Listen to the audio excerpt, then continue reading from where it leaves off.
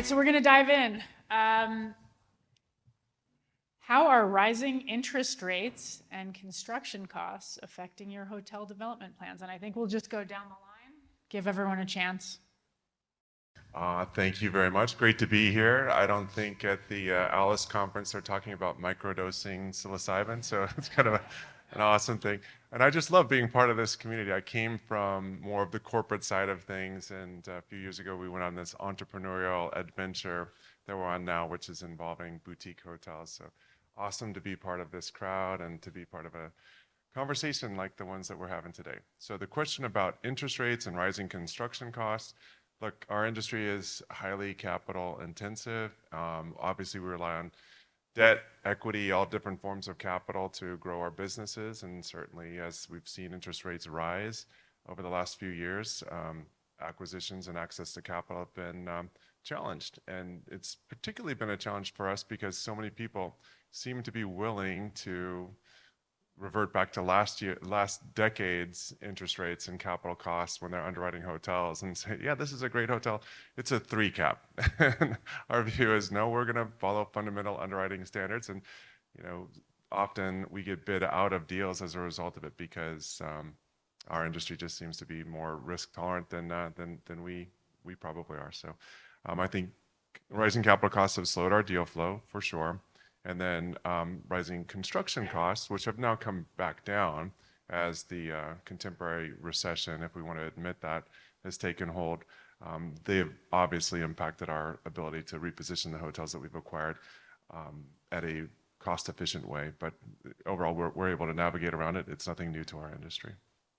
We are in the ultra-luxury segment, and we own Aman Resorts. We develop Six Senses for some Four Seasons. And so we are at the very sort of tip of the pyramid. And, you know, sometimes construction costs, the costs,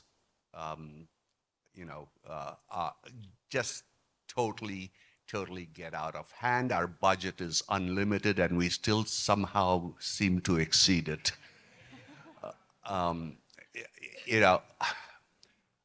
On the interest rates, we're not that terribly concerned about interest rates because the way it's pretty cyclical. And when you look at, we had a run for 12-year run. Come on, right? We had a 12-year run of sub 4% rate. Now, what does that tell you? It ages me, but 30 years ago, a 6% yield in a hotel, a Regent hotel or a Four Seasons hotel, was considered not that bad. And then the friggin' investment bankers took hold of our industry, and suddenly we find ourselves wanting mid-teens without residences and north of 30% with residences. So, when you look at our world, you have to look at it from a very long term. So I run a private equity company, and we model exits over 7-10 years, but we rarely will exit an asset in probably around 15 years.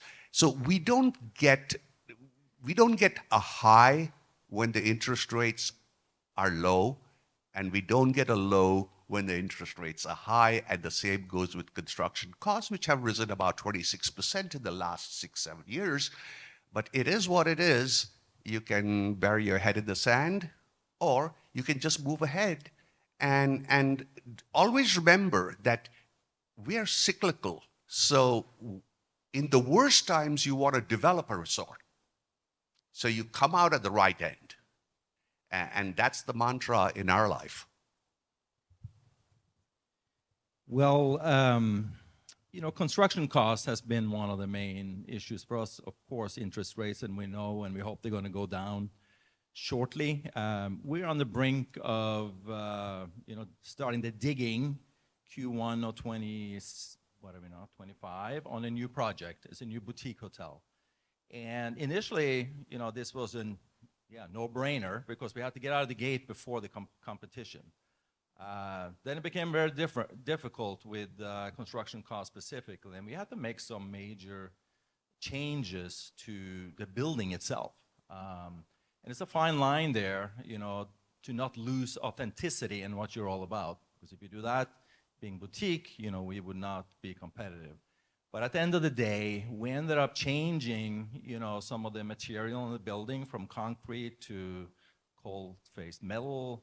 We had less bricks on the building, on the facade. We changed some of the wall covering, how that was, and even the flooring in the rooms. In addition to those construction, you know, things we did, operational, we also had to look at it. Initially, we wanted a pool on the roof with a bar and everything else, which would have been phenomenal. But we ended up having to relocate the pool to the 3rd floor. We ended up canceling the grill on the roof and bring it down to the 1st floor. We reduced one kitchen.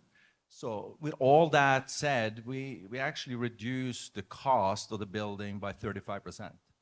So it went from over $900,000 a key to, you know, $625 a key, which we feel still is going to give us a great product, but obviously not what we wanted. But you got to do what you got to do to get out of the gate. So that's one of the things we've done. And less rooms to leak the pool on, huh? If it's not on the roof. That too, yes. All right, so next question. What strategies help you secure deals in a competitive market without overpaying? Why don't we start with you this time? We are very unique right now, so I may not be the right person up here, because where I'm from and what we do, we have a one-owner campus now, which is about 25 acres, which has one hotel, will be 3 shortly. It's about 30 restaurants, retail, residential. Everything is under one ownership at this point. So when we look for partners, historically, we just funded ourselves, frankly. Now we're not looking for equity partners, because a new owner just creates a whole new dynamic about, I own this and I want to have a voice. So it's all about the debt, and it's all about going out and finding partners in the local community that support us, and basically, you know, using our local bankers and local institutions to be part of the development of something very special. So that has been our strategy. What was the question? What strategies help you secure deals in a competitive market without overpaying? Oh, wow. We do acquire, and we have acquired Amans, and we have acquired other major brands. And one of the things we do is we do not compete in the brokerage market. So we hunt and peck, and given who we are, and I'm not trying to be arrogant here, given who we are, people come to us. And so when they do that, we try to negotiate a deal that is more accretive to the overall, you know, stabilized NOI over a period of time. But then when you develop, it's a whole different ballgame. And, you know, we develop at probably $2.5 to $3.5 million a key. And but then on the other, you know, on the flip side, we also have very, very high rates. So you know, we always keep an eye on the rate and not the price per key. So our rates, our tents go at $7,000 a night. So that's the ADR, by the way. And so we are very, very careful when we acquire, and it's not like we are irresponsible when we build, but we have an eye on the pro forma and on the model for a very high rate RevPAR and NOI. No, I've got the code. Thank you. And it's a great question, right? How do you acquire hotels in such a competitive market? And I come from a more institutional side of the business where we'd go after $400, $500 million hotels that were pre-existing that could add value through some renovation work and so on. But it was pretty obvious what the hotel was and what it was worth. You pick up the phone, you call 3 of your favorite investment banks, and 3 days later you have $300 or $400 million in the bank and you acquire the hotel. We're in a very different world with our business today. We're a small company and we go after boutique hotels, hence the participation in this meeting. The way I like to think of our investment strategies is we go after the high-hanging fruit. We go after deals that fly below the radar screen for the institutional investors. We don't typically compete with institutional capital. And we do a lot of hard work before we acquire hotels. We bought hotels from REO auctions at literally 10 cents on the dollar to what they're worth today. We've bought special situations where a hotel was closed in a great growth market in adjacent to one of the strongest growth cities in the US, and worked with the city in which this hotel existed to get them to buy down our basis by about 50 cents on the dollar, and created an incredibly productive asset within that community. But it was a lot of work, a lot of negotiations, a lot of conversations. It's one of the neat things about our space is that people are collaborative and they share, and we can kind of figure out ideas together. I'll give you an example. We were looking for some high-hanging fruit a few years ago and concluded that Costa Rica would be a great market for us to invest in, knowing nothing about Costa Rica other than that was a reasonably accommodative title environment and great labor market, et cetera. I had never met Homi before. I looked him up, I called him up and said, hey, Homi, I know you guys are doing some amazing things up in Papagayo and building some incredibly ambitious resorts in Costa Rica. We've got a much smaller project on the South Pacific region. And Homi gave me 30 minutes of his time, we've never met before, and just shared all of the pitfalls, all the wins, all the challenges, and all the difficulties that they'd faced up north, and gave me that ammunition to move forward with our project in Costa Rica. In the end, we were armed with a much better knowledge about how to proceed forward with that than we otherwise would have been. So it comes down to doing a lot of work, going after high-hanging fruit and not competing against institutional capital, and then relying on people who have been there before. I don't think I've heard high-hanging fruit before, but I'm inspired to climb a tree. All right, so how do you balance maintaining a boutique hotel's authenticity with the need for profitability? We'll go back. Cool, we'll go backwards. Well, my wife here, Pam, is in the audience. She's our head of what we call ABC, Awareness, Brand, and Culture. And so Soul Community Planet, which we formed together, we put our heads together a few years ago and said, been in the industry for a long time. She worked at Marriott International. I've been on the institutional side, as I mentioned, and said, hey, let's form a company that aligns with our personal ikigai. What are we passionate about? What have we developed skills in? What is the world looking for? And what can we be successful at? And the overlap of those 3 variables kind of creates a Venn diagram, and that's this Japanese concept of ikigai. So we formed our company around the values of healthy, kind, and green, which are values that we wanted to embody and live by and demonstrate for our 4 daughters, et cetera.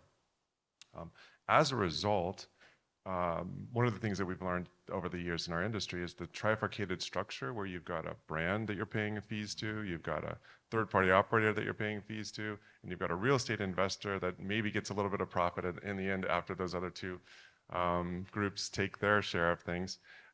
Not only do you lose economics, but you also lose control over the authenticity of the brand and the guest experience. And so we've structured our company as wholly integrated. We have the brand management company and the real estate under one roof.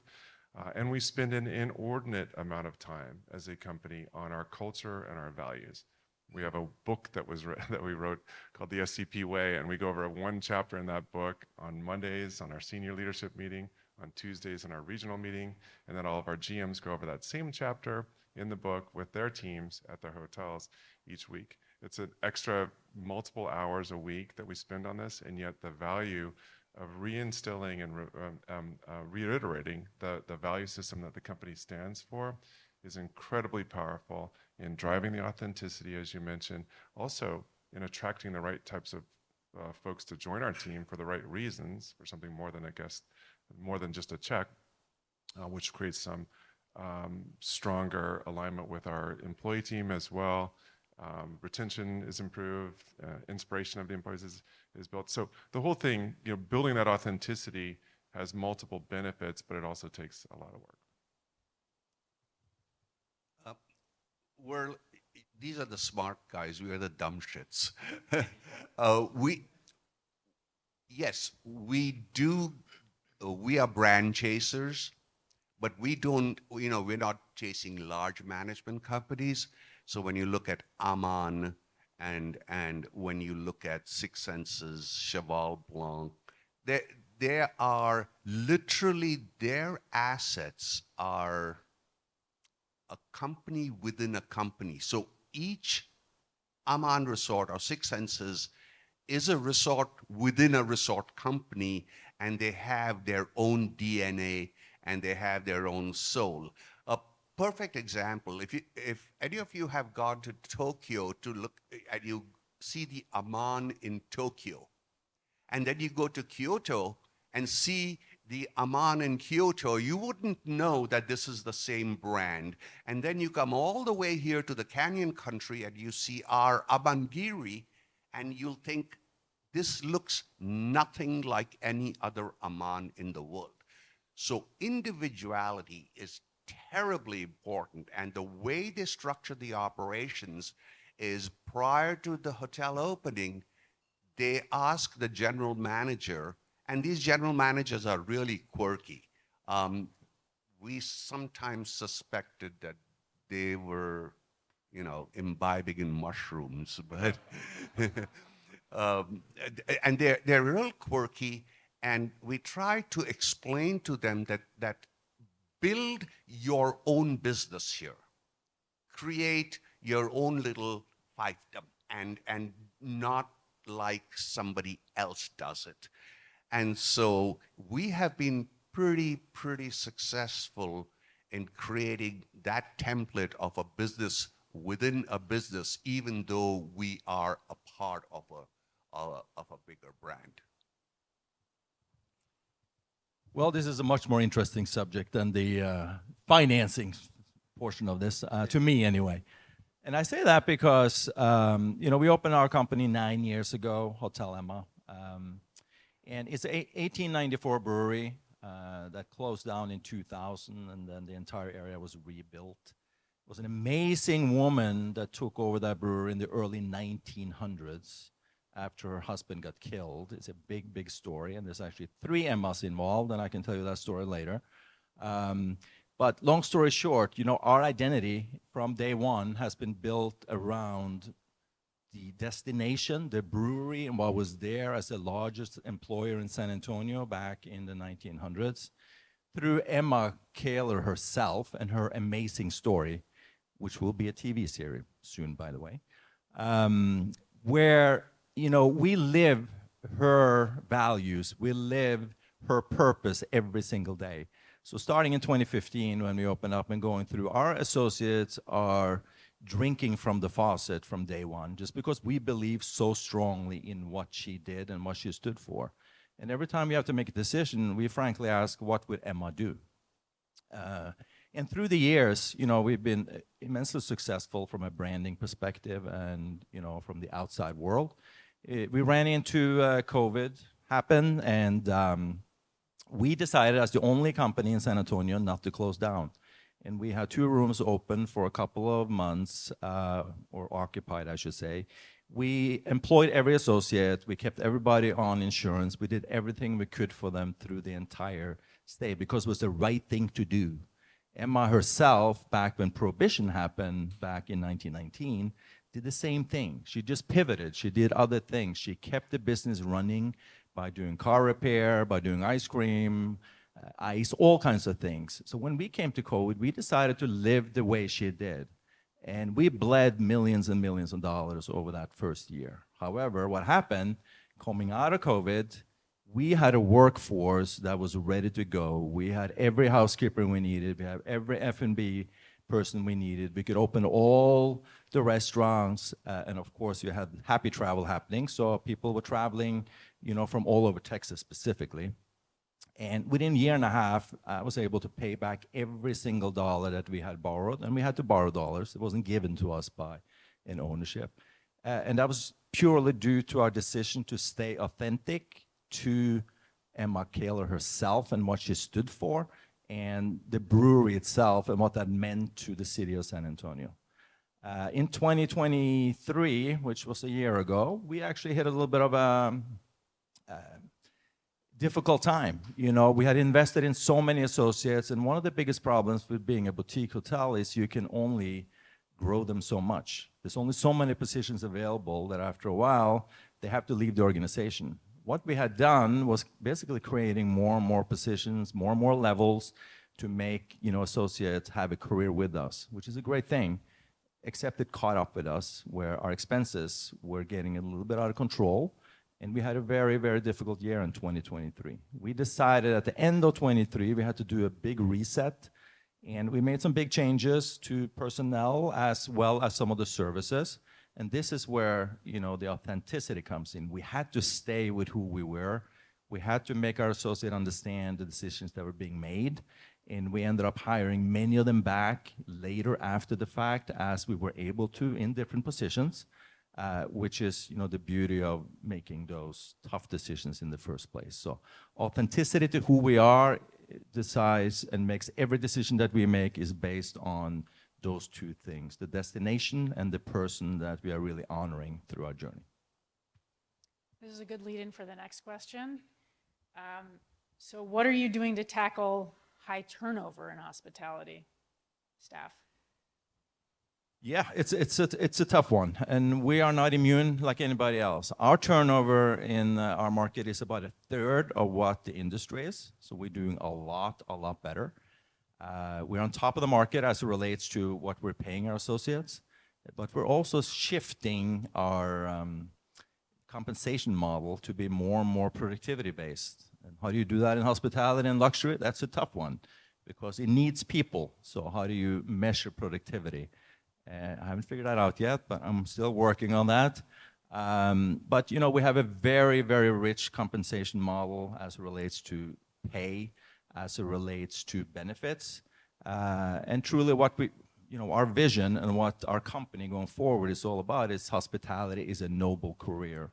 And we are educating people of San Antonio about this is a career. This is an opportunity to have a long career where you can take care of your family, where you don't have to always be in high school and look at being a doctor, a lawyer, a policeman.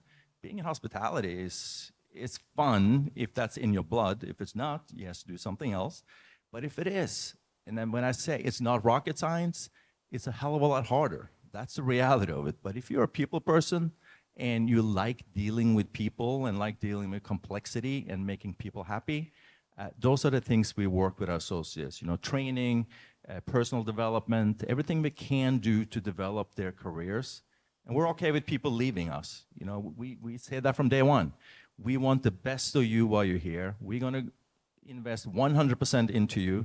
And if you one day leave because we cannot, you know, you grow out of our reach, that's okay. You know, we're still going to invest 100% in you as a human being.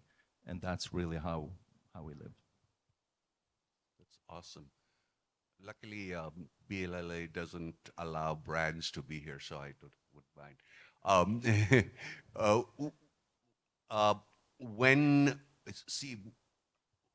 We have a very different model in the sense that it's anywhere from 3.5 to 5.5 staff per guest. So it's a little bit dicey for us, but we have about in all our resorts around the world, we had probably 1,500 employees, and we didn't lay a single person off during the pandemic. And I think more than that, we took care of the families and made sure that the benefits stayed intact, which is really very critical. The retention is not just about money. Money is very important. Retention is about taking care of just not the employee, but their families too. So what we did, and this is kind of pioneering in the field, we had one person in our company in California at our headquarters doing nothing but every single employee, if it's the husband or the wife's name, the kid's name, their birthdays, if there's a, is somebody well, is somebody getting married, and we tracked it and we tracked it and we tracked it. And if somebody needed a, stem cell for a year, we paid for the whole year for them to be in a hospital with the wife, with the mother being, in a little apartment. So we took care, because at the end of the day, the dollars are not that great. But the give back is so phenomenal that you really don't have the kind of turnover that the Hiltons, the Marriotts, the Starwoods of this world do have. That's not to say we don't have our fair share of turnover. We do. But it's just not about money. It's about taking care of the inner being. We should talk, by the way. Well done. Well said. We should talk about your idea of performance-based compensation too. That's something that we're working on, where this idea of piece rate compensation, where if you work more and produce, you clean more rooms, if you serve more guests, whatever it is in your job, you should be able to achieve greater compensation as a result of that. And we tend to be reliant on this very fixed structure in our industry, especially for a lot of the line associates who are, they're the ones who are engaging with the guests. They're the ones who are putting in the effort, and yet, we have this uniform compensation system that unfortunately serves to defeat the esprit de corps, if you will, of the folks who really achieve and bring everybody down to a lower common denominator. So I love your idea of working toward a more merit-based compensation program. And then beyond that, I don't have much more to add other than I'd love to ask Homi a question about, I don't know, we can't afford to go to Amangiri, but if you've ever been there or flown over it, you're like, this is in the middle of absolutely nowhere. It's impossible to get to. It's in the middle of what would be previously considered the Badlands of the US. You defeat the whole conventional logic around street corners and location matters in successful real estate investing. You've obviously proven that to be a fallacy.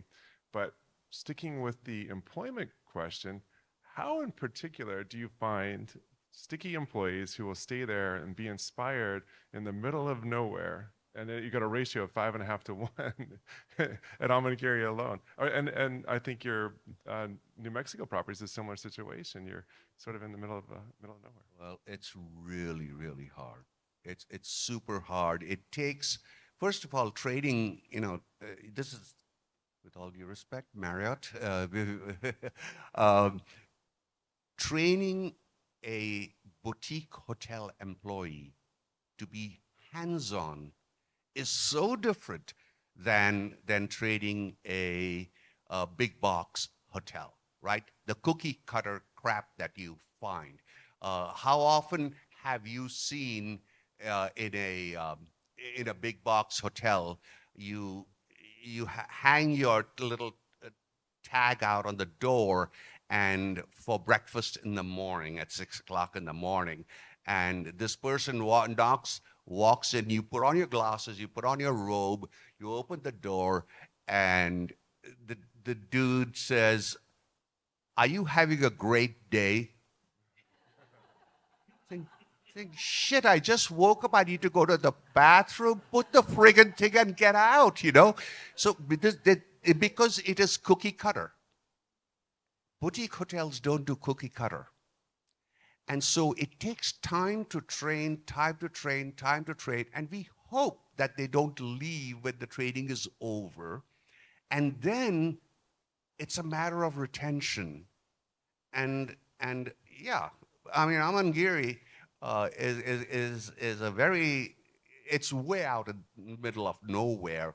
And so the younger uh, kids, they want to go out and party, and it's hard. And so we try to create communities, but it's not easy. It's one of the hardest things retaining a large number of employees. Do our best. I'll just add to that, but I think that in building a community, you breed loyalty. What ends up happening is if you create whatever it is, that authenticity, and people feel part of something, they will stay because they want to continue being part of that. And that's not unique to hospitality, that's people. All right, so how are you adapting your operations to changing guest preferences and the issue of over-tourism?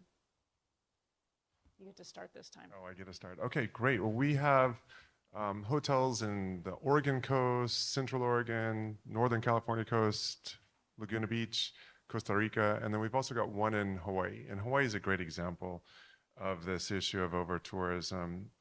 If you go to Hawaii, many decades, people were sort of oblivious to the fact that the Hawaiian culture, the heritage in Hawaii, was more or less usurped when colonialism came in a couple hundred years ago.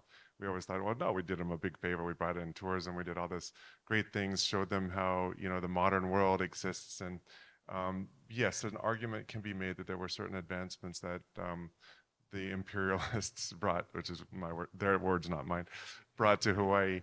And yet people have, that whole mindset has sort of run its course as people have witnessed, as the locals and the natives of the Hawaiian Islands have witnessed the degradation of the coral reefs, the appropriation of many of their, beloved cultural,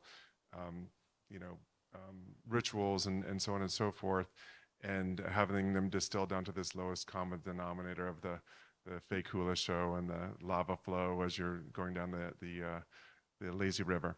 And so when we went into Hawaii, we endeavored to go in with a different mindset.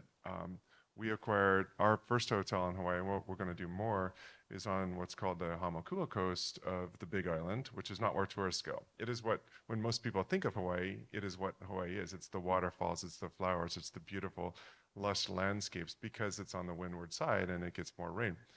People want to go to the leeward side where it's dry, desert, arid, but you can create these almost contrived resort properties. You don't have any there, do you?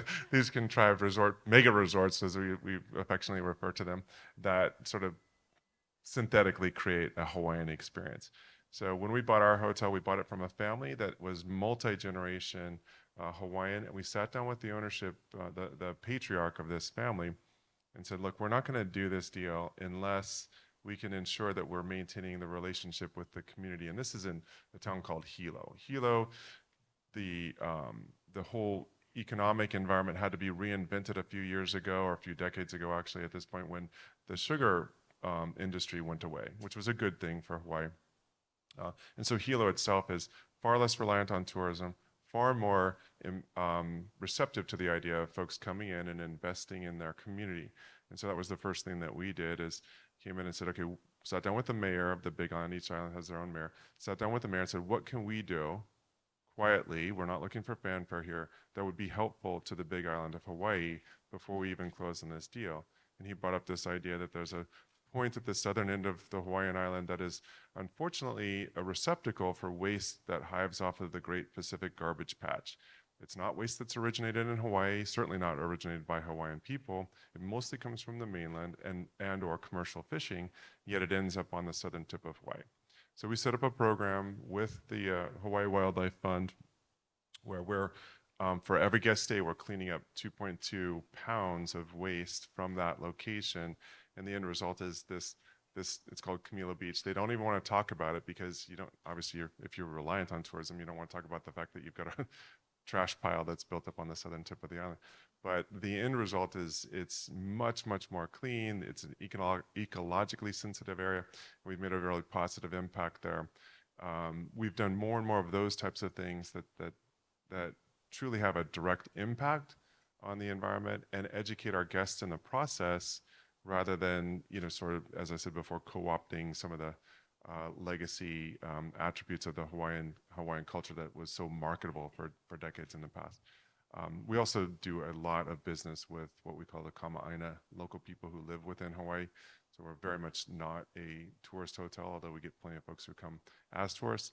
So we've tried to balance out the serving the community first and foremost, helping the environment as one of our core values, and then quietly, carefully working with tourists in a way that's not going to add to the burden, but rather detract from it. It's not so much about over-tourism, it's also about over-visitation. It's about stale. Why doesn't somebody go back to a property over and over again? Forget about the point system, okay? That's a magnet that the big boys have created, and it's one of those things. It is what it is. I'm not going to comment on that. I'll get into trouble. You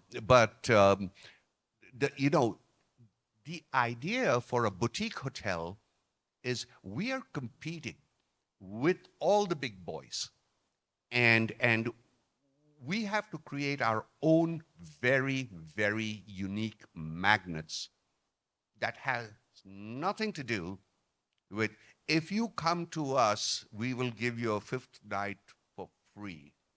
Shit, we take the position that if you come to us, your 5th night is going to cost you a little bit more. If you like it that much, then you're supposed to be paying more for it. But we sort of almost always are trying to reinvent ourselves, because we are the ones that are playing catch up to all the big Wall Street dollars that are getting pumped into, and trust me, these are all amazing, amazing people, right? The Sternlicks, the Capuato, you know, before him, Arnie, Cruse, Nasetta. These are all icons.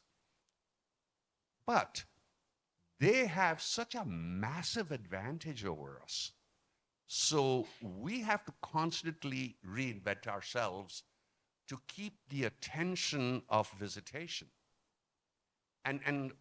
So we sort of sit around a table and say, okay, we've done this. Now, what do we do to have somebody come back to us and pay the $5,000 and $7,000 a night? And so at Amangiri, what we did was we built tents. The concept of tented camps in Africa, India, and in Southeast Asia is fairly mature. But the concept of tented camps is alien to the United States, especially at the ultra-luxury level. So we experimented with it at Amangiri. The bricks and mortar, we charged, the ADR was $3,800. The tent ADR was $5,700. And so we are now raising our second fund, where we are going to do, for the first time in the US, we're going to do an entire resort with 40 tented camps and nothing else. It costs half, almost half of what it costs a bricks and mortar, and your ADR is twice the amount. Again, you have to you're playing catch up, so you have to constantly keep reinventing yourself in order to keep the guests' attention compared to the other big boys. I think there's 3 things that you know, we look at specifically as it relates to why we're special, why we make our guests feel special. One is a challenge, because the challenge is we're in San Antonio, so bring on the tourism. We need more. I'm not worried about that at this point. But I do believe in the future that not going to be a problem, but it's going to be a much better situation just due to the fact that it's being more discovered. Our short-term challenge is the rest of our market is, you know, frankly jealous of what's happening around where we are, because everybody else is a box in our world. It's a Marriott or higher, or it's a Thompson, or it's a Hilton. Everything is tied into the convention center, and everything's tied into that as a destination. So when they don't have business, the rest of the market don't have business. We don't compete with them. We bring all our own guests to our destination. They come because of us. So the challenge is really for us to be a better partner with the rest of the city, for them to recognize what we can do for them, and also what they can do for us. As it relates to the guest, it starts with our associates, and I talked about this already. The pride of delivering a service and the pride of delivering something that means something to them is really what is our differentiator. When they come in and they get trained and they drink, our Kool-Aid, and really truly believe in what that is, then they show up that way. The guest arrives, and of course we're 5 Diamonds, so there are steps in the middle of this that has to be there, but that's not really what it's about. It's about them showing up as individuals and showing the world and our guests, what they're proud of. We have most of San Antonio coming to our building to give tours of what's happening. So they have their family coming in from Connecticut or Kentucky or wherever they are, and they literally walk through our building giving the tours that we also give to our guests. Because there's a pride effect there of having something very special in the city that they can show off and basically, hey, there's more to San Antonio than downtown. The last thing with our guests, and it's simple, but it's also difficult, is making them feel seen. We've been the #1 luxury hotel in the United States by TripAdvisor for the last 2 years. And the reason for that is our guests are felt as being seen as human beings. Of course, we have the technology around recognizing everybody, and we recognize all special occasions and all those things, which everybody does, especially in the luxury market. But it's beyond that. It's just that everybody knows it without being obtrusive. But if you go to the restaurant, you get recognized. When you check in, you get recognized. The valet, when he gets your car, gets recognized in a nice, informal, but very warm and non-obtrusive way. And that's really been the success to, why we're on the TripAdvisor list that way. So in what ways do you approach risk-taking versus playing it safe in your expansion plans? I'll do that quick. So where we are, when I mentioned it's about 25-acre brewery area, there was nothing left of it. It was full of crime. It was full of prostitution, everything else. Nobody wanted to go to that part of San Antonio. It was intended to be a Walmart distribution center before our owner came in and purchased everything and took an enormous risk against anybody and everybody that told him he was literally crazy. He has proven the world wrong. We live by what he did, and we are allowed to take risk. We take it within, we want to be smart business people. So we do our due diligence on everything that we do, but it's okay to fail. It's okay after having done the right things to not be successful and move on. And we can't be afraid not to do that because we'll never move forward. So, risk within certain constraints, we live by that as well. You mitigate risk when you acquire a hotel. Then obviously you want to buy smart, but you want to finance even smarter. And so, if you are going to, if you're pretty much at the edge there, and then we generally do a 55% LTV, never more than that. And then what we try to do is improve the performance and then refinance pretty quickly. If you are developing a resort, we never exceed 50% LTC, loan to cost. And the one thing we never ever do is sell residences so that we can get the equity to build the resort. That wonderful model died in 2008, 9, and 10. And in fact, GT, that represents us on many of our deals, the chair, one of the real estate chairs there has dinned it into my head, never ever do that. So what we try to do is when we develop, it's a 50% LTC, we stabilize the resort, We look at the EBITDA, we look at the NOI, and then we refi and retire equity. That's the surest way of mitigating risk. I don't think I have anything to add to that. I think with 5 minutes left, we're here to kind of give something back to the audience. So I'd love it if we could take questions from the audience and answer some things that are on your mind, if there is anything that we can help with. I have a question on the tents. Do your lenders consider the tents personal property or physical real estate? Personal property? No, real estate. They do. Well, you know what? Let's. How much you invest per tent? Yeah. Well, these tents cost over $1 million a tent. So. They're not for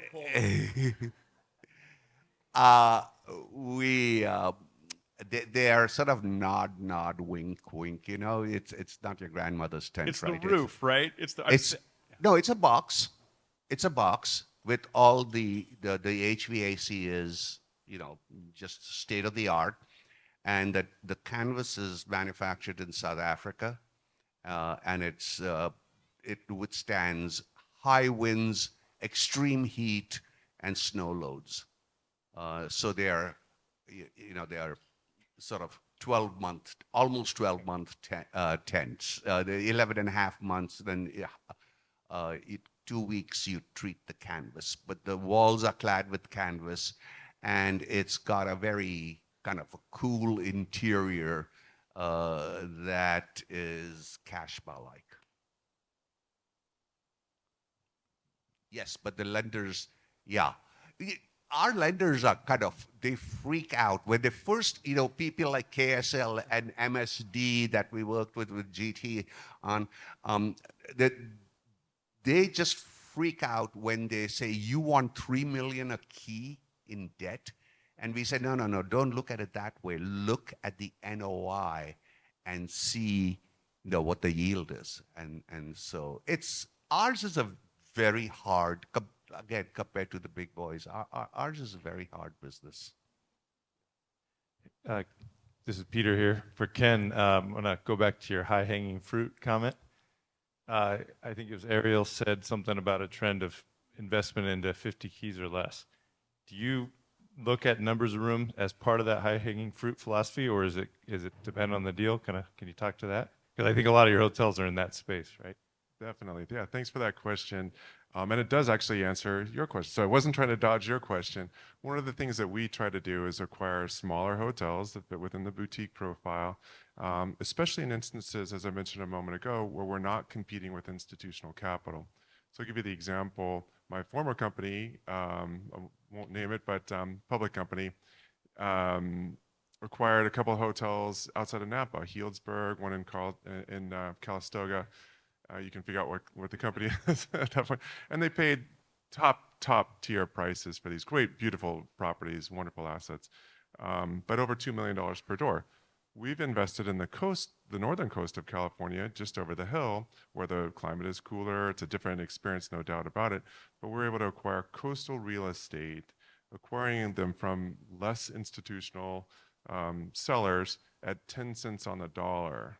So 10 cents on the dollar per key versus what others are acquiring hotels in more established markets in our industry. And part of it is because they're larger scale hotels, and part of it's... And you're laughing your way to the bank while those others are sucking wind, right?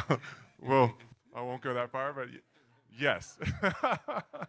But part of it too, Peter, is that we endeavor to assemble a synthetically scaled hotel. So I fully agree with the point that you want to have 100, 150 keys in any given market to create the economies of scale that really drive economic throughput. To do that, though, we'll acquire a 25, a 30, a 50, a 75-room hotel, squish them all together, and create a complex of hotels that we can run to some degree. It's not perfectly efficient, but run it to some degree as if it were a 150-room hotel. But each hotel has its own identity, its own marketing program. And that's one of the neat things about our industry, too, that support the boutique world, is that we no longer need to rely on these companies with $300, $400, $500 million marketing budgets to get in front of our guests. We can market a small little 25-room hotel efficiently and surgically, getting in front of the guests who we actually want to work with, and do it in a way that's very cost effective. So great question. We look to build up a complex of hotels through those little tiny asset acquisitions. And that's not to mean that you can't achieve true economic returns on a standalone 50-room hotel. It's just far more difficult than if you put a few of them together. Thank you, everyone. Where do we get a GT vest? Come to the retreat in February. All right. Thank you. Thank you, guys. Thank you, everybody. Very much.